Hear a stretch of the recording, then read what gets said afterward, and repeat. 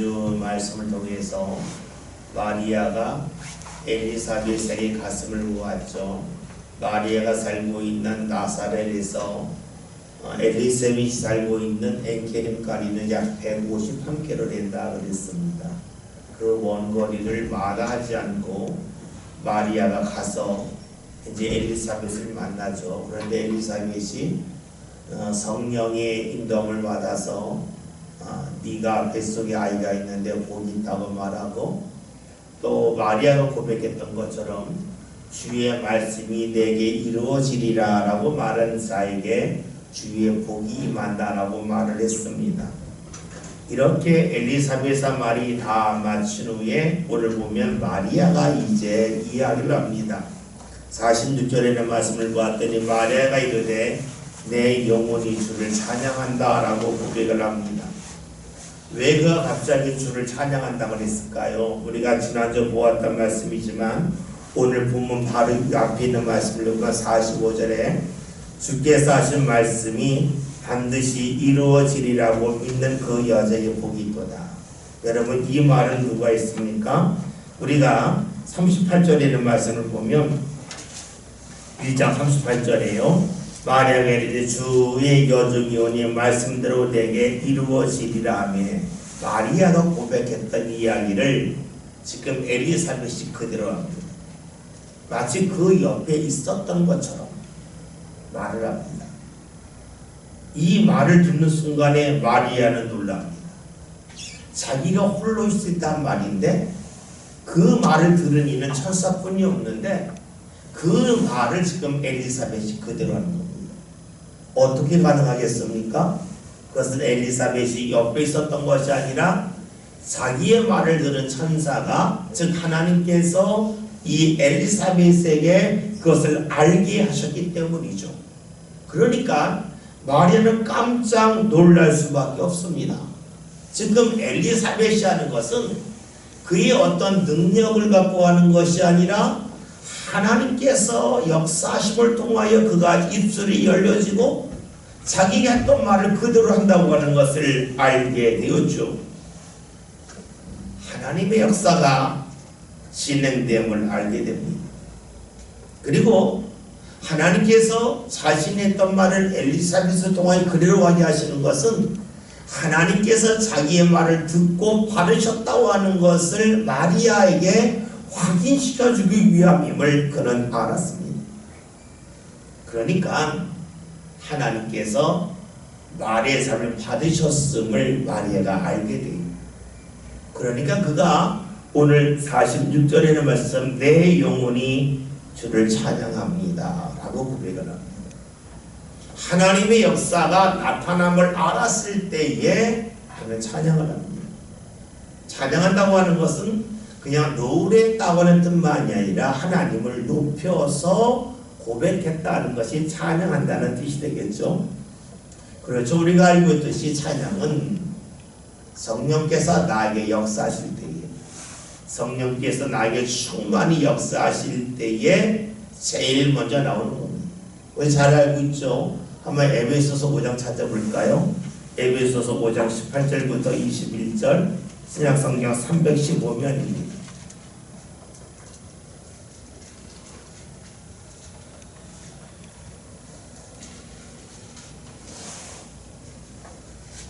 에베소서 5장 18절부터 21절에는 말씀 한 절씩 교독합니다. 제가 18절에는 말씀 봅니다. 술 취하지 말라. 이는 방탕한 것이니 오직 성령으로 충만함을 받으라. 시와 찬송과 신령한 노래들로 소원하며 너희의 마음으로 주의 노래하며 찬송하며 범사에 우리 주 예수 그리스도 이름으로 항상 아버지 하나님께 감사하며 그리스도의 평양으로 피차 복종하라. 아멘. 오늘 방금 읽었던 에베소서 5장이라는 말씀, 성령 충만이라는 게 무엇인가? 시와 찬미와 노래로 서로 화답하며 찬양한다. 찬양이 나온다는 거예요. 그러니까 우리가 성령이 역사하실 때 일어나는 일은 나도 모르게 찬송이 나오는 겁니다. 왜냐?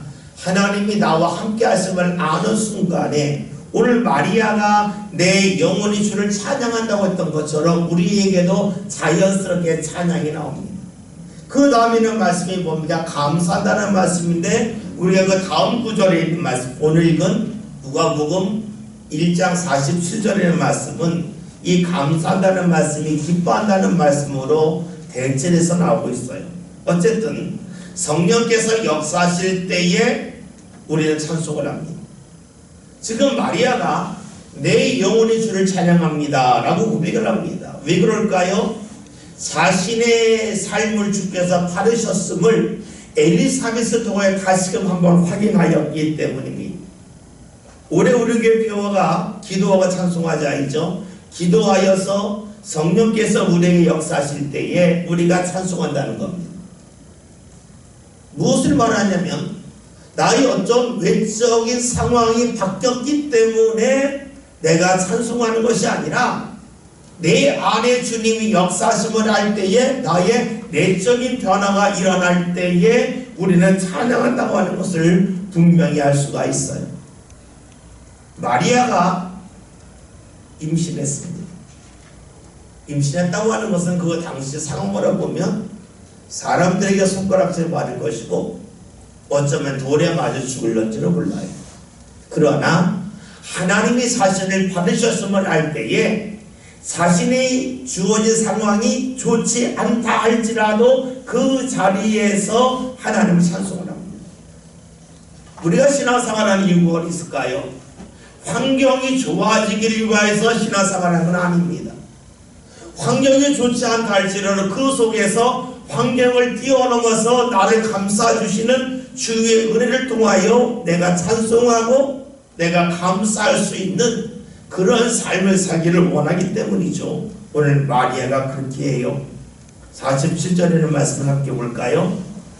누가복음 1장 47절 말씀 봅니다. 내 마음이 하나님의 주를 기뻐하였으나. 아멘. 지금 마리아 마음이 주를 기뻐한다고 그럽니다.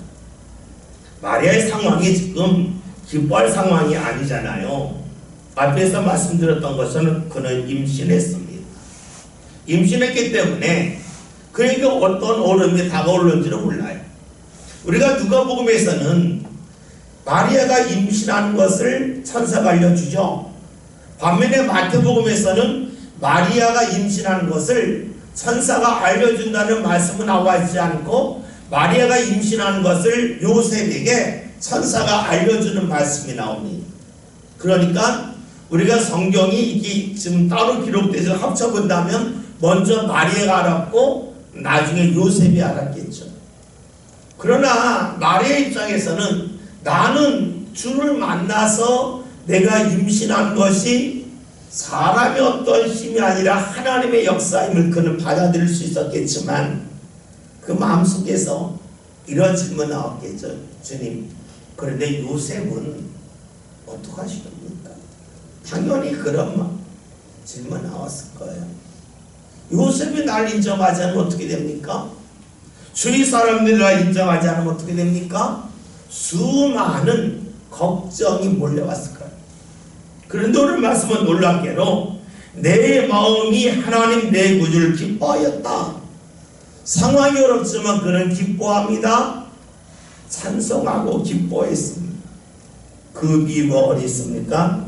하나님이 자신과 함께 하심을 알았기 때문입니다. 하나님이 함께 하신다고 하는 것이 무엇일까요? 여러분, 하나님이 함께 하신다고 하는 것은 이렇게 볼 수가 있어요.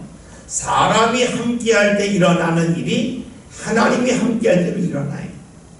그러나 하나님이 함께 하신다고 하는 것은 사람이 함께해서 행할 수 없고 사람이 함께하는 가운데 일어날 수 없는 일이라 할지라도 하나님이 함께 하시면 일어난다는 것이 되겠죠. 우리가 그 예전에 농담 삼아 이런 얘기 많이 한 적이 있어요. 내가 푸는 문제는 천재는 풀고 천재가 못 푸는 문제는 나를 못 푼다. 그래도 난 천재다. 이런 식으로 말장난한 적이 있어요. 무엇을 말하냐면 천재가 푸는 문제는 누구나 다 푸는 거 아니에요. 그러니까 천재가 못 풀어요. 다 못 풀어요. 하나님으로 볼까요? 사람이 하는 일은 하나님이 다 하세요. 그러나 하나님이 하는 일을 사람이 다 할 수 있는 건 아니에요. 그래서 우리가 하나님이 함께 하신다고 할 때에 우리가 반드시 고백해야 될 것이 무엇이냐면, 우리가 볼 때 이것이 가능하다 불가능하다를 하나님에게 적용하면 아니 된다는 거예요. 만약에 우리가 못하는 일을 하나님도 하지 못한다면 하나님을 굳이 믿을 필요 없는 거예요. 우리가 하나님을 믿는 이유는 내가 못하지만 하나님은 하실 수 있음을 믿기 때문입니다. 사람이 이해 못하는 것을 하나님은 이해하세요. 그래서 하나님을 믿는 겁니다. 그런데 지금 마리아는 이를 경험하고 있어요. 모든 사람이 처녀가 임신한다 믿지 않아요. 받아들이지 않아요. 그러나 마리아는 하나님을 믿었기 때문에 하나님이 자기에 그렇게 행하셨음을 믿었고, 하나님이 행하실 때에 처녀임에도 불구하고 임신할 수 있음을 그는 믿고 받아들입니다.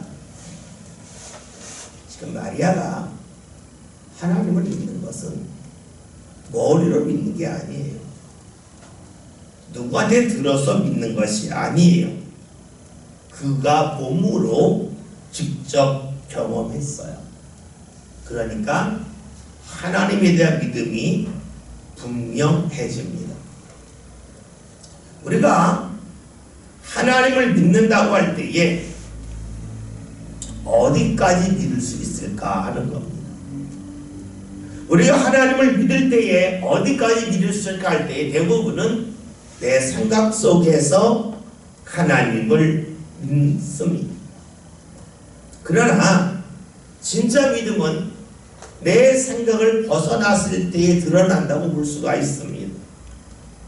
다른 말로 하면 내가 힘든 일을 겪을 때에 얼마나 힘든 일을 겪고 있느냐, 또 그 가운데서 내가 하나님을 얼마나 인정하느냐가 우리가 믿는 믿음의 범위라고 말할 수 있습니다. 사람 사이도 그렇잖아요. 힘들 때에 신용을 지키는 사람이 있어요. 그거는 그 사람을 계속해서 인정해줘요. 힘들기 때문에 약속을 깨는 사람이 있어요.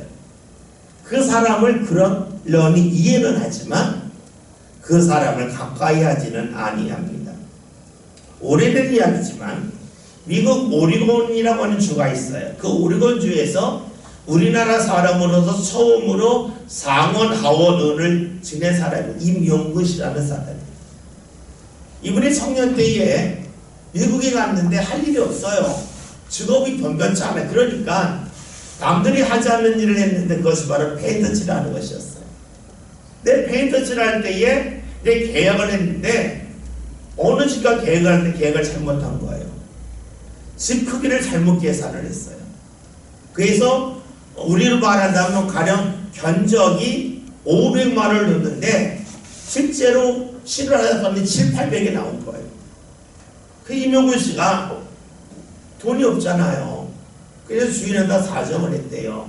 내가 당신하고 500에 계약을 했는데 이 재료값은 700에 나온다. 지금 어떻게 해줄 수 없겠냐 했더니 참 미국 사람들 냉정하죠. 계약대로 해야 되지 않냐. 당신이 잘못한 걸 왜 나한테 뭐라고 하느냐. 그랬다는 거예요. 근데 임용근 씨가 계약을 파기하고 도망갈 수 있잖아요. 거기 뭐 어떤 친척이 사는 것도 아니고 가족이 사는 것도 아니니까. 그런데 알았다고 하고 손을 보면 끝까지 페인트를 칠했다는 거예요.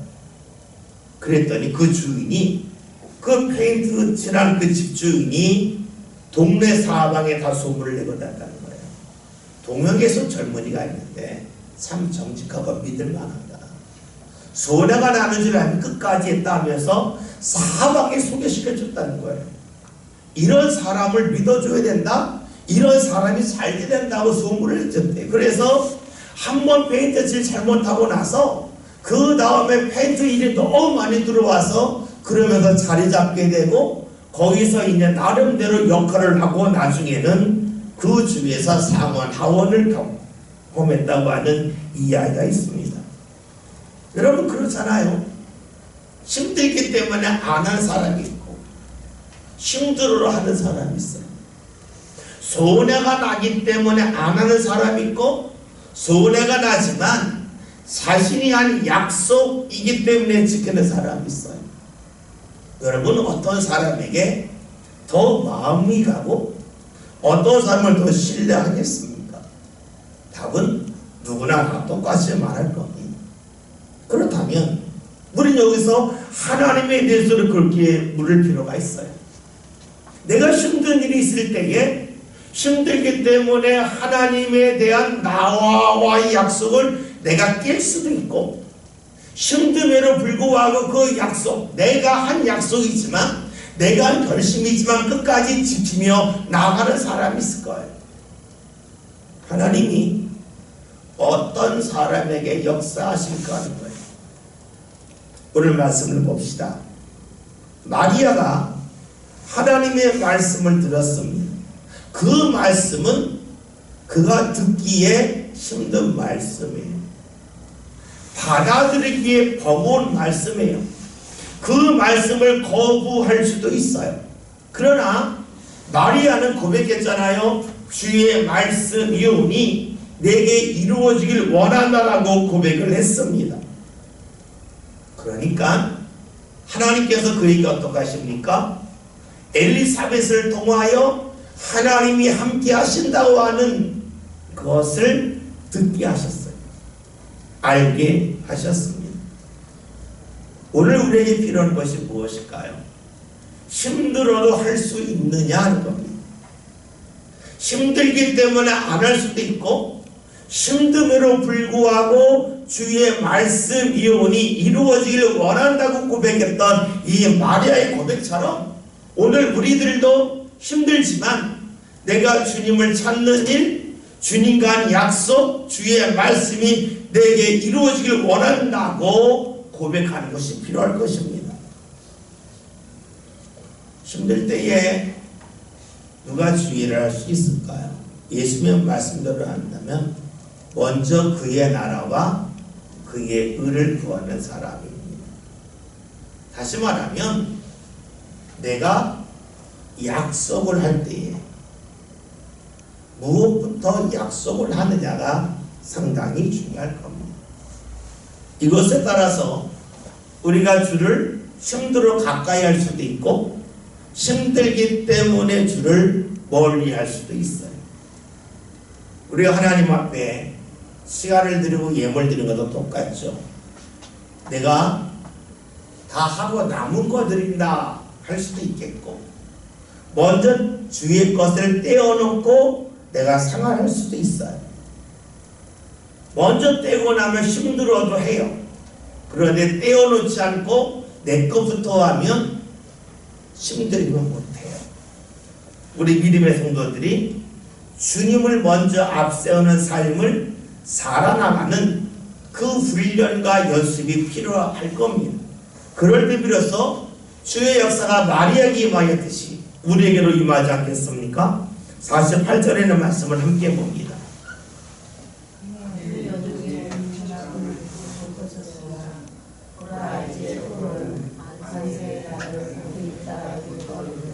아멘. 지금 마리아가 여종은 비천하다라고 말합니다. 이 비천하다고 하는 것은 아마 그가 하나님 앞에서 겸손하게 고백하는 표현일 수도 있겠지만 어쩌면 마리아가 그 당시 사회적인 그 지위가 비천한 자리라고는 볼 수도 있을 겁니다. 예전에 어떤 목사님이 그 텔레비전에서 성경 강의한 적이 있었어요. 그 강의 중에 좀 재미난, 제 나름대로 재미있게 들었던 강의가 있는데 내용이 이런 것이었어요. 우리가 영화를 보면 예수님에 관한 영화가 있는데 이 마리아가 대부분 젊고 아주 절세 미인들이 마리아 역할을 맡는다는 거예요. 교회에서 선곡을 할 때에도 대부분 마리아는 아주 예쁘고 그리고 젊은 그런 청년들이 맡고 그 그림을 바로 그렸다는 거예요. 그런데 그 목사님이 강의하셨어요. 실제로 그랬을까? 실제로 마리아가 그렇게 뛰어난 인물이었을까? 그 목사님 길 아니었을 거라는 거예요. 왜냐? 예수님의 아버지 요셉이 직업이 목수였잖아요. 목수라고 하는 것은 농사지을 땅이 없다는 거예요. 농사지을 땅이 있으면 농사를 짓지 목수일을 하지 않습니다.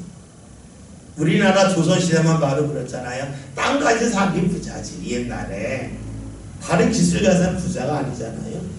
그러면 목수인 요셉과 결혼할 만한 여자라면 같은 정도의 신분이지 않겠느냐.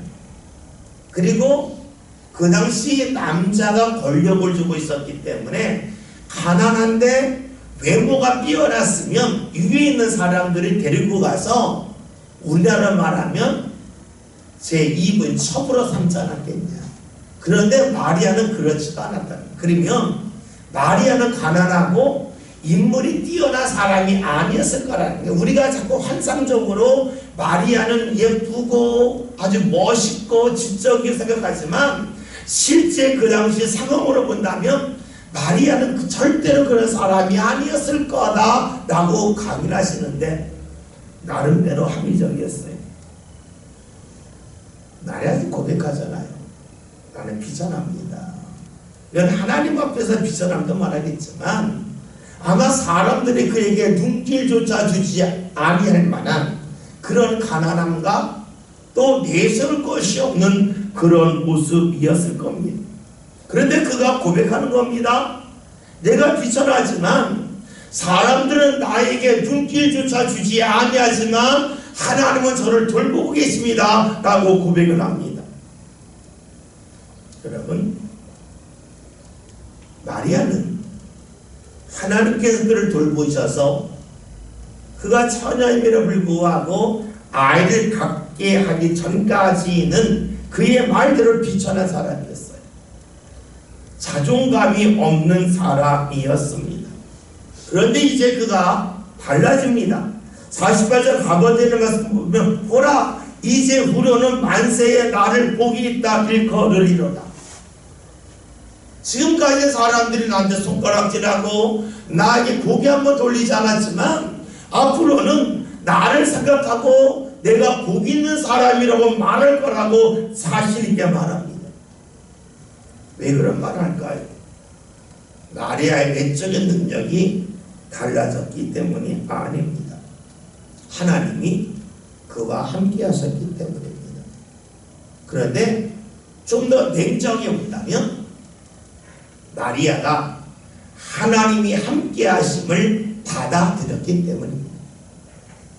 만약에 하나님이 함께 하셨기 때문에 그렇다면 우리 이렇게 질문할 수 있어요. 그럼 왜 나와 함께 하지 않으십니까? 그런데 하나님이 함께 하심도 있지만 마리아는 하나님이 함께 하심을 받아들였습니다. 그런데 하나님이 함께 하신다고 하는 것은 마리아 그다지 원하는 모습은 아니었어요. 만약에 마리아가 처녀 때 하나님 앞에 기도했다면, 하나님이 함께 하심에 대하여 소망하며 기도했다면 어떤 기도했을까요? 하나님, 왕자와 같은 사람 만나게 해주세요. 하나님, 제가 돈 많이 벌게 해주세요. 우리 시대로 말하면 하나님, 저 집에 땅이 조금 있는데 그 땅값 오르게 해주세요. 뭐 이런 식으로 기도했겠죠. 감히 마리아, 하나님, 제가 처녀인데 임신해서 하나님의 아들 낳았으면 좋겠습니다. 이런 고백 절대로 안 했을 거예요. 무엇을 말하냐면 그런 것은 그가 꿈에도 생각하지 않았고 그가 원하지 아니했던 일입니다. 우리가 알고 있듯이 천사가 나타나서 그에게 네가 이제 아이가 있다라고 할 때 그가 고백하지, 어찌 나에게 이런 일이 있을 수 있습니까? 원하지 않는 일이라고 했습니다. 하나님이 함께 하셨지만 하나님이 함께 하시는 그 방법에 대해서 마리아가 원하는 것은 아니었습니다. 그 방법 원하지 아니했습니다. 그렇죠. 우리는 하나님이 함께 하실 때에 내가 원하는 방법으로 하나님이 함께 하시기를 원해요. 내가 원하는 방법으로 하나님이 함께 하시기를 원한다는 것은 냉정하게 보면 내가 하나님에게 인도함을 받지 않고 하나님이 나를 도와줬으면 좋겠다. 사실 그런 마음이에요. 근데 성경에서는 하나님이 함께 하신다 그럴 때에 하나님이 함께 하시는 그 방법을 우리가 따라가고 받아들이라고 말씀하고 있어요. 여러분 그렇잖아요. 방법은 사실 중요한 게 아니에요. 누가 하느냐가 중요한 거예요. 하나님이 나와 함께하는 그 방법 그 자체가 중요한 게 아니라 하나님이 함께 하셨다가 중요해요. 근데 우리는 자꾸만 내가 원하는 방법대로 하나님이 인도하시기를 원해요. 아주 우리가 자주 사용하는 말로 한다면 얼마나 좋은 악기냐보다는 누가 연주하느냐가 중요하죠. 악기가 아무리 좋아도 악기를 다룰 줄 모르는 삶이 다니면 그건 소음이 돼요. 악기가 보잘것없다 할지라도 연주를 잘하는 사람이 연주하면 아름다운 소리가 납니다. 예전에 이런 방송에서 나왔던 이야기가 있어요. 에이스라고 하는 과자가 있잖아요. 해태에서 만들었던 에이스라는 과자. 이 과자를 만드는 장인이 있대요. 이분이 꼭 간을 맨 마지막에 간을 한대요. 근데 우리가 생각할 때는 뭐 간은 그냥 일정하게만 되는 거 아니라 생각할 텐데 그거 왜 장인이냐면 그분은 그날의 습도, 온도를 몸으로 느낀대요. 그래서 습도가 높은 날은 간을 좀 더 세게 하고 건조한 날은 간을 더 조금 한대요. 그래서 그분이 간하면 정말로 맞는다는 거예요. 여러분 이게 이해가 됐어요? 우리 잘 이해가 안 되죠? 우리 기계적으로 하면 된다고 하는데 정말로 잘 만드시는 분은 그날의 어떤 습도, 온도를 몸으로 느끼면서 거기에 맞게 간을 한다는 거예요. 무엇을 말할까요? 누가 하느냐에 따라서 같은 것을 가지고도 다른 맛이 나. 우리는 자꾸만 어떤 방법으로 어떤 식으로 주님이 나를 인도하시면 좋겠다라고 생각할 때가 많이 있는데 성경에는 그렇지가 않아요. 어찌 마리아가 자신이 처녀로서 임신해서 하나님의 역사를 일구가는 사람이 될 거라고 생각이나 했겠습니까? 전혀 생각하지 않았어요. 그 방법을 받아들이기가 어려웠어요. 그러나 이제는 그가 하나님을 인정해요. 하나님을 인정하니까 하나님의 방법도 받아들여요. 우리는요, 하나님을 믿을 때에 하나님이 역사하시는 방법이 내 마음에 들어야 믿어요. 그런데 성경은 그렇게 말씀하잖아요. 하나님을 믿고 났더니 하나님의 방법을 받아들이라는 거예요. 마리아가 임신하는 그 일을 하나님이 진행시키셨는데 그 방법을 받아들이지 않았을 거 아니에요? 그러나 하나님을 믿고 하나님을 고백하다 보았더니 하나님의 방법을 인정할 뿐만이 아니라 그가 하는 고백이잖아요. 지금까지 제가 비춰냈지만 앞으로 사람들이 저를 돕을 겁니다. 저에게 복이 있다 할 것입니다. 왜요?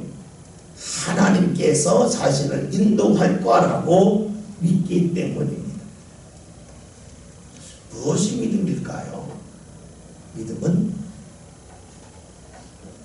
하나님이 일하시는 방법이 무엇이냐에 초점을 맞추는 것이 아니라 하나님이 하신다는 데 초점을 맞추는 건 아니겠어요? 하나님이 하시는 방법대로 한다면 그 방법이 내 마음에 들 때 인정하겠지. 내 마음에 들지 않으면 인정 안 할 거 아니에요. 이 믿음은 하나님의 방법이 뭡니까를 자꾸 묻는 것이 아니라 하나님을 믿기 때문에 하나님의 방법이 무엇이라 할지라도 저는 그것을 받아들이겠습니다 하는 것이 되겠죠. 출애굽기 있는 말씀대로 한다면 하나님이 이스라엘을 애굽에서 나오게 하실 때에 13장의 맨 마지막에 보면 하나님이 이스라엘을 낮에는 구름 기둥과 밤에는 불 기둥 인도하셨어요. 그 구름 기둥과 불 기둥을 따라 어디까지 가냐면 바다까지 갔어요. 하나님의 인도를 받고 간 거예요. 거기 갔는데 갑자기 바벨 군사를 뒤에서 따라와요. 그러니까 이스라엘 사람들이 하나님이 인도하심을 따라왔는데 자신들이 예상하지 못한 일이 생기니까 그대로 불평하고 원망하고 애굽에 매장지가 없어서 우리를 여기까지 데리고 왔냐고 하면서 모세에게 원망했습니다. 왜요? 자신들이 볼 땐 길이 없었고 자신들이 생각했던 하나님의 인도하심의 방법과 현실이 달랐기 때문이에요. 그러나 우리가 알고 있듯이 사람들이 볼 땐 길이 없었지만 하나님에게 길이 있었죠. 바다가에 계속해서 바람이 불면서 바다가 갈라지게 하심을 통해서 그 바다 사이로 건너가게 하셨습니다. 그렇죠. 우리가 하나님을 믿는다고 하는 것은 하나님이 일하시는 방법을 내가 알기 때문에 그 방법이 내 방법과 맞기 때문에 믿는 것이 아니라 하나님을 믿기 때문에 하나님의 방법까지도 받아들이는 겁니다. 우리가 이게 사람과 대화하다 보면 사람들 사이에도 말하는 그 패턴이 다 달라요. 어떤 사람은 결론부터 말하고 설명해 나가는 사람이 있고 어떤 사람은 설명을 하고 나서 맨 마지막에 결론을 말하는 사람도 있어요. 말하는 사람마다 다 달라요. 여러분, 그런데 내가 생각했던 방법과 다르게 말을 한다고 해서 그 사람과 관계를 맺지 않고 멀리하기 시작한다면 내 주위에 나만 할 사람은 별로 없을 거예요.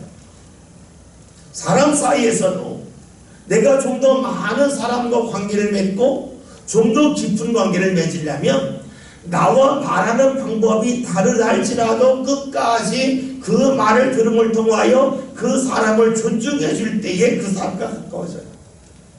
사람 사이가 그렇다면 우리가 하나님을 믿을 때에 어찌 하나님이 일하시는 방법이 나와 같겠어요? 다르단 말이에요. 중요한 것은 하나님을 믿는 거예요.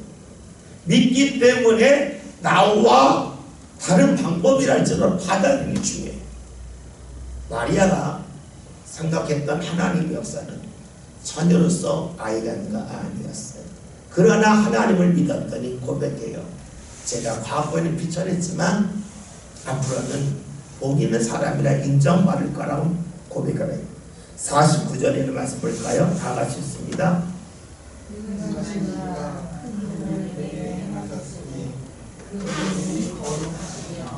네. 하나님을 믿고 났더니 그가 하는 고백이 있습니다. 제가 임신한 것은 전능하신 하나님께서 나에게 큰 일을 행하신 겁니다 라고 말합니다. 하나님을 믿기 전에는 그 일은 부끄러운 일이고 수치스러운 일이고 감추고 싶은 일이었습니다. 받아들일 수 없는 일이었습니다. 그런데 하나님을 믿고 났더니 받아들일 수 없었다고 여겼던 일이 자신의 삶 가운데 큰 일, 놀라운 일이 되고 말았습니다. 받아들일 수 없는 일이었는데 하나님을 믿고 났더니 감사하고 기뻐하고 하나님께 찬양을 돌렸습니다. 마리아가 임신을 했음을 알았을 때에, 아니 그 소식을 들었을 때에 그의 눈은 아마 뜰 수 없었을 거예요. 아주 캄캄했을 거예요. 오늘 우리가 살아가면서 아주 캄캄한 일을 겪을 때가 있어요. 이 아주 캄캄하다 할 때에 좀 비교하는 것이 좀 그렇지만 마리아가 앞이 캄캄했던 것만큼 우리가 캄캄할까? 그렇지는 않은 거예요.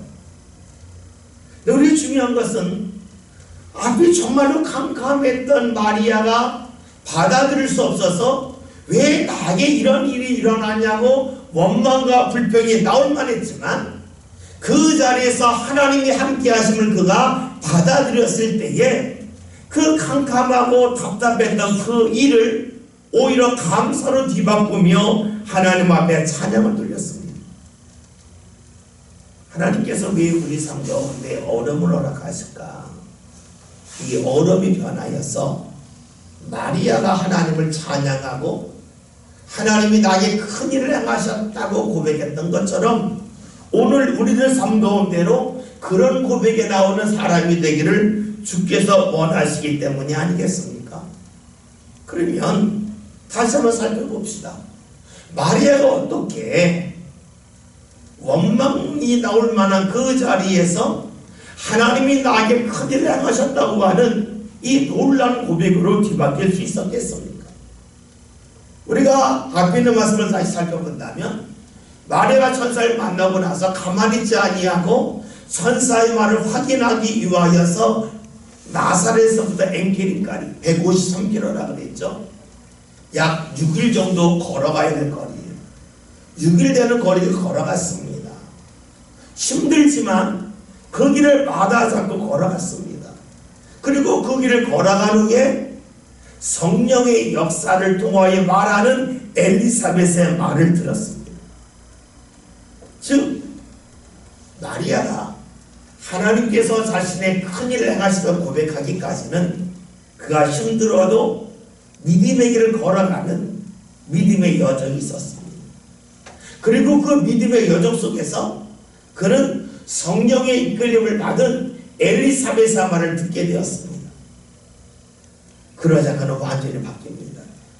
저는 비천했는데 사람들이 저를 보고 이제 복 있는 사람이라 말할 겁니다. 그리고 제 삶은 하나님께서 큰 일을 행하시는 삶입니다 라고 하는 고백으로 뒤바뀌었습니다. 오늘 우리가 그런 고백을 하려면 저절로 되는 것이 아님을 알 수가 있습니다. 마리아가 나사렛에서부터 엔게림까지 걸어갔던 것처럼 힘들지만 그 길을 마다하서 걸어갔던 것처럼 우리가 주의 전을 계속해서 찾음을 통하여서 그리고 마리아가 성령의 이끌림을 받은 엘리사벳의 말을 들었던 것처럼 우리가 주의 말씀을 들을 때 비로소 우리 삶 가운데 힘든 일 가운데 하나님이 큰 일을 행하실 거라 라고 하는 믿음의 고백을 하게 될 겁니다. 저절로 그런 일은 고백이 나오는 것이 아니죠. 하나님이 함께 하심을 받아들일 때 하나님이 함께 하심을 받아들이고 나의 믿음의 발걸음을 옮겨 나갈 때에 내 고백이 달라져요. 내 삶 가운데 일어나는 일에 대한 안 믿는 사람의 말로 하면 해석이 달라져요. 우리가 흔히 꿈보라 행복이라고 말하죠. 이것은 꿈에 관한 이야기가 아니에요.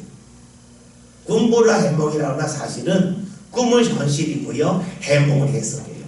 내 현실 속에서 일어나는 일을 어떻게 해석하느냐.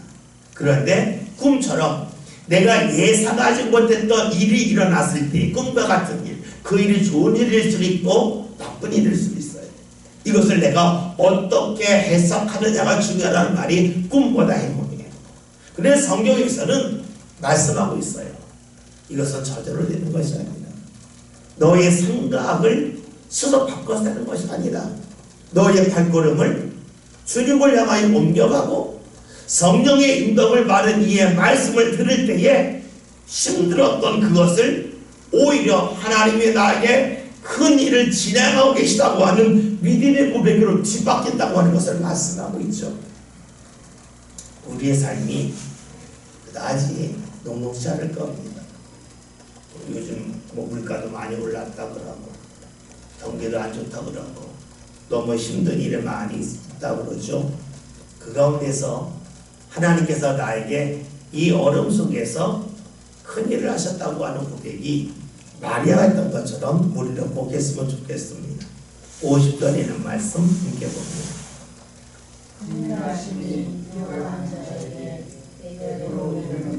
아멘. 이 국률이라고 하는 말씀은요, 이 구약의 용어대로 하면 이 국률이 여기다 하는 이 말은 원래는 그 여자의 자궁을 말해요. 궁율이라고 하는 것은 그 뱃속에 있는 태아를 엄마에 감싸는 그것을 궁율이라고 해요.